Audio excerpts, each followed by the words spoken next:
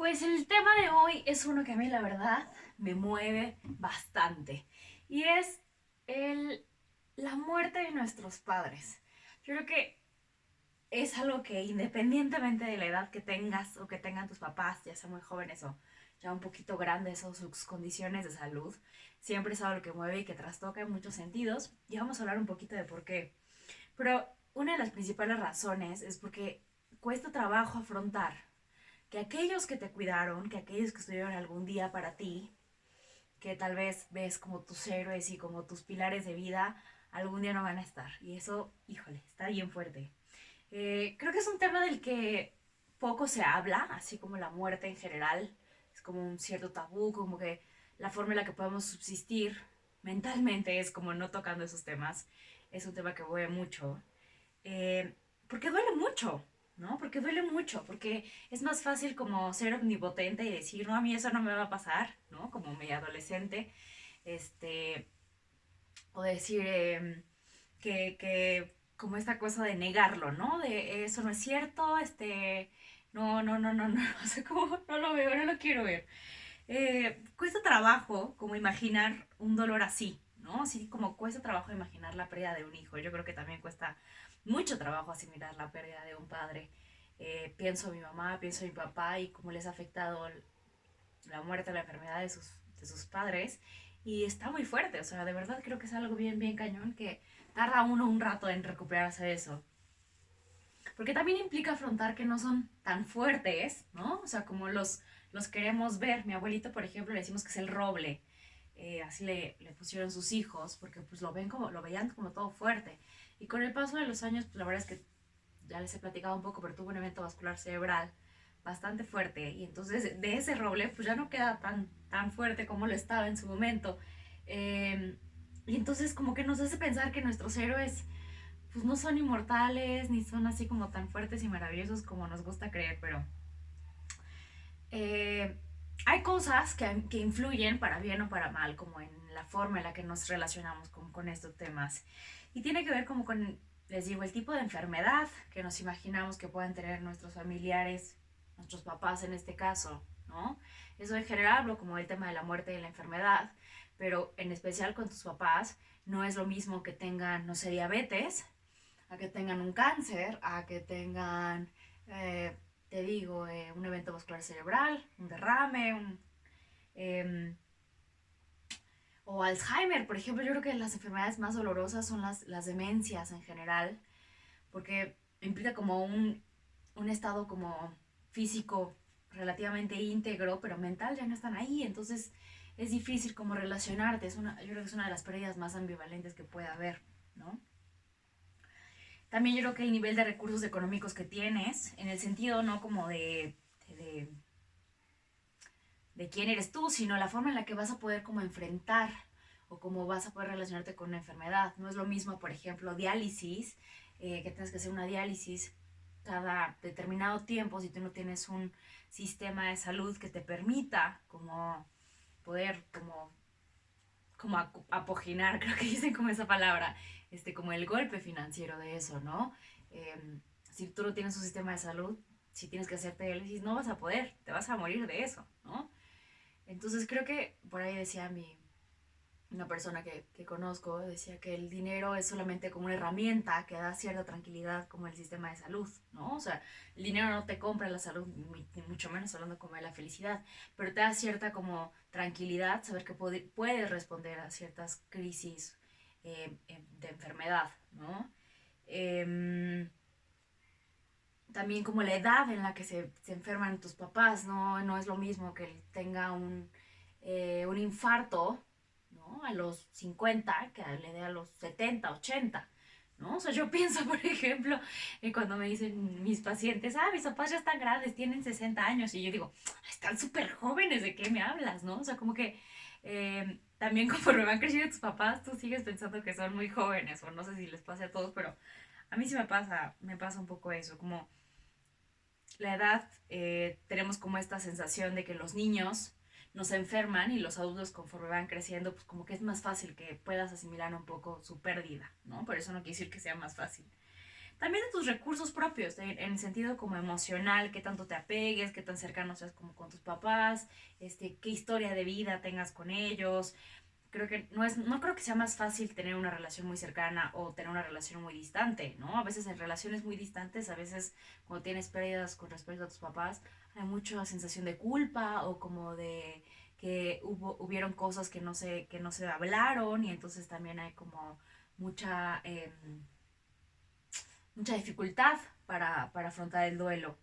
También tiene que ver como con los recursos familiares, ¿no? O sea, cómo platiquen ustedes, qué tipo de relación tengan, qué comunicación haya de ese tipo de temas o no haya de este tipo de temas, cómo enfrenten en general las muertes y las enfermedades. Si vienes de familias donde todo el mundo muere de cáncer y entonces el cáncer es como este bicho enorme, entonces por ahí si se te enferma tus papás de cáncer vas a decir ya se me murieron, ¿no? O sea, como que ya hay como cierta historia como con esa enfermedad.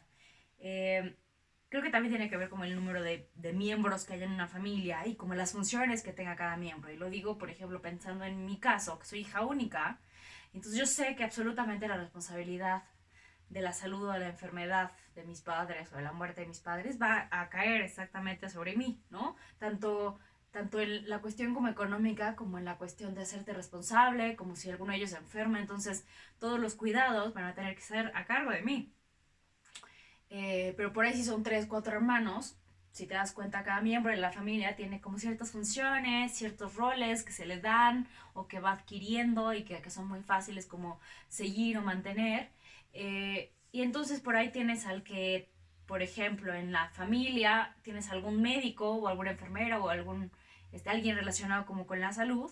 Y entonces como que tiendes a dejarle un poquito el paquete de qué se tiene que hacer, ¿no? De la toma de decisiones, si tienes, por ejemplo, un abogado en un tema legal, pues le dejas como la responsabilidad un poco en eso, ¿no? Como suponiendo, otorgándole este supuesto saber de, tú eres el experto, dinos qué se hace en estos casos. Eh, Dice por ahí una maestra de vida, dice, es de todo ser bien nacido, ser agradecido. Y por ahí dicen que, y todas estas imágenes pensaba ahorita, como de estos hijos que a la enfermedad de los padres o a la vejez de los padres, y tienen que hacer cargo de ellos. Y, y hay por ahí otro tipo de hijos donde de verdad es tan difícil confrontar con estos temas que mejor prefieren como dejarlos en un asilo o hay muchísimos casos de abandono, ¿no? Ante personas de la tercera edad que viven solas en sus casas, que están abandonadas, que no tienen los cuidados necesarios. Es todo una población bastante olvidada y que en realidad si todos fuéramos un poquito más conscientes nos daríamos cuenta de que todos vamos a ir para allá, ¿no? De que todos en algún momento vamos a envejecer. Pensaba cuando preparaba este video en esta aplicación de que hay ahora como del Face Challenge, una cosa así, que no me acuerdo cómo se llama muy bien la aplicación, pero donde te envejeces y donde dices, híjole, yo veía la aplicación y me veía igualita a mi mamá, ¿no? Decía, híjole, así se va a ver mi mamá en unos años y así me voy a ver yo de viejita. Y eso también mueve y trastoca como tu propia vida, tu propia salud, tu propia enfermedad. Por ahí si tienes, por ejemplo, tus papás tienen alguna enfermedad hereditaria, sabes que por ahí también la vas a tener tú y también eso te mueve, ¿no? Verlos a ellos enfermos también te mueve en ese sentido. Muchas cosas. Eh, También depende, como te digo, en esto de los roles que cada quien tenga. Pensaba, por ejemplo, en el caso de mi mamá, tiene una relación muy estrecha con mi abuelito que está enfermo y que probablemente tenga cáncer. Y le afecta mucho, por supuesto, como la enfermedad de mi abuelito. Yo creo que de una manera distinta, tal vez como le afecta a algunos otros de mis tíos, por la relación que tenían entre ellos, ¿no? Los mandatos familiares que tenían entre ellos. Entonces hay muchas cosas que se ponen en juego en esto. Pero bueno, te van a decir unas cosas que creo que sirven mucho en una familia como para poder afrontar eh, el hecho de un padre, una madre enferma. Te decía que esto es uno de los temas, yo creo que tabús, que no se hablan mucho en la familia. Entonces yo creo que para empezar, eso sería un gran, gran, gran avance, el poder hablar con tus papás, el poder hablar con tus hijos sobre estos temas, ¿no? Tanto de cómo quieres ser enterrado, qué quieres que pase en caso de una enfermedad, qué hospital te gustaría, si estás muy enfermo, entonces qué tipo de cuidados quieres, si quieres donar tus órganos, si no quieres donar tus órganos, si quisieras ser sometido a a tratamientos experimentales, si te gustaría morir cremado, bueno, ser cremado, si te gustaría ser enterrado o quieres que esparzan tus cenizas en tal lugar o cómo te gustaría que fuera como estos ritos de paso que hay, depende de la religión que tengas.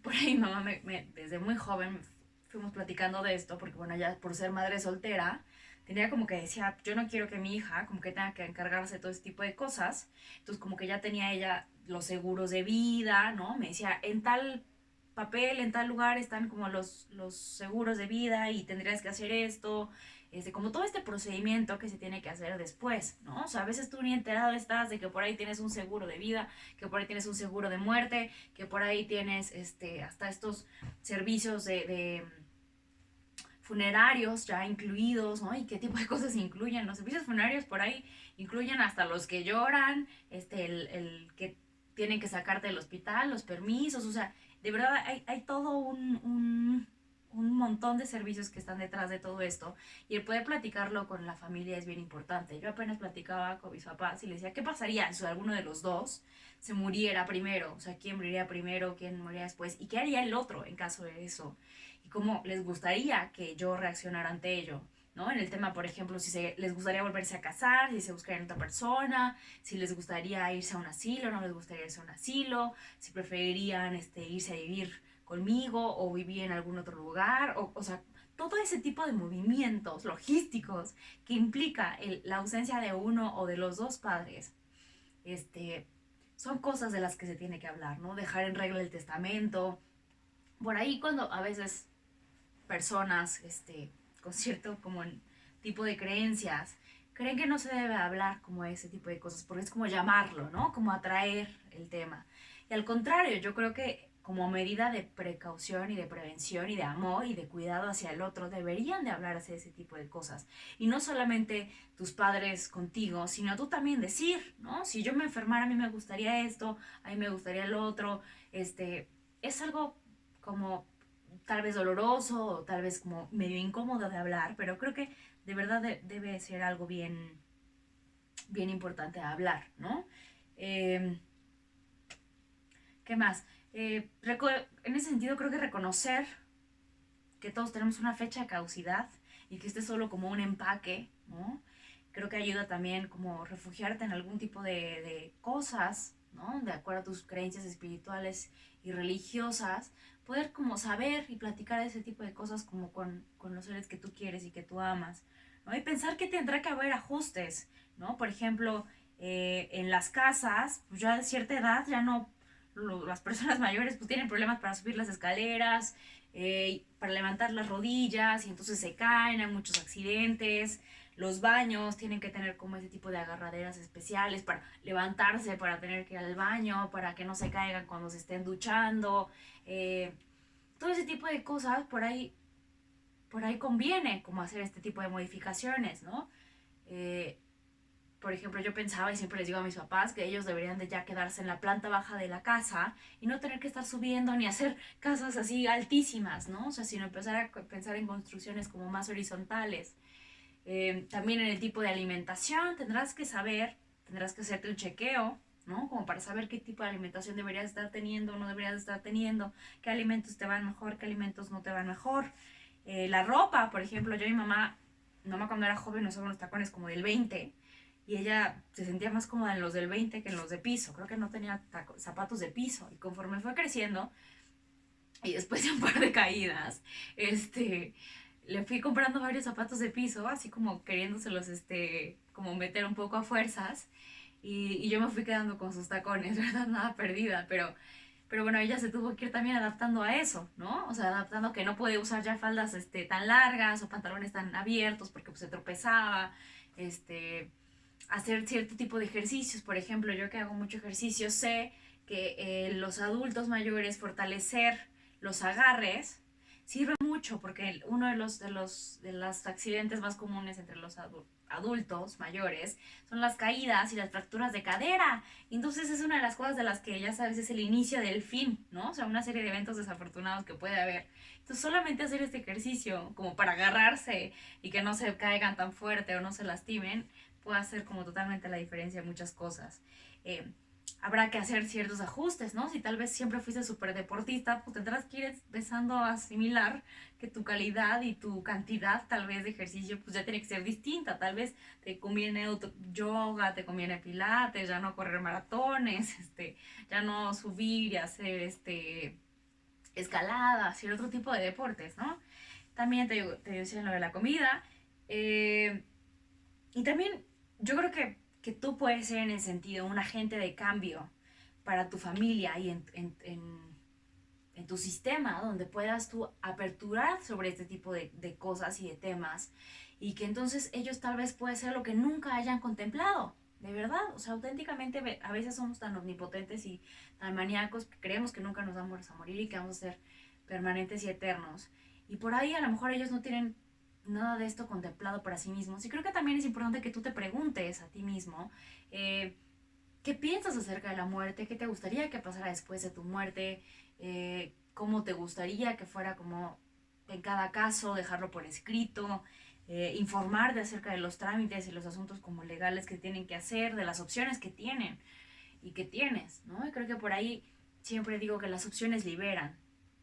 Y saber que tienes como todas estas opciones aún hoy como para, eh, bueno, pensemos que la muerte es algo que no vas a elegir tú. En la mayoría de los casos, en muchos países no está como todavía permitido ni legalizado la muerte asistida, pero, pero dentro de como lo poco que puedes decidir con respecto a la muerte, hay muchas cosas que sí puedes decidir y sobre las que tienes como agencia. Entonces, enfocarte sobre esas cosas, platicarlas en familia y pues ante algo muy, muy, muy fuerte, yo pensaba, por ejemplo, ahorita en un entrenador mío de coaching ontológico, que ante la muerte de su papá se movieron muchísimas cosas y empezó con brotes de ansiedad muy fuertes. Entonces también ve a terapia, ¿no? Ahí están los tanatólogos, decía Freud, por ejemplo, que la muerte y que la tanatología no servía de mucho porque en realidad nunca se puede estar preparado para la muerte. Pero leer acerca de esto, pensarlo, contemplarlo, ir como poco a poco aproximándote a como a la realidad de lo que eso implica, puede ayudar un poco. No quiere decir que ya te exentaste y que entonces cuando se muera tu papá y tu mamá o alguien de tu familia, entonces ya no te va a doler.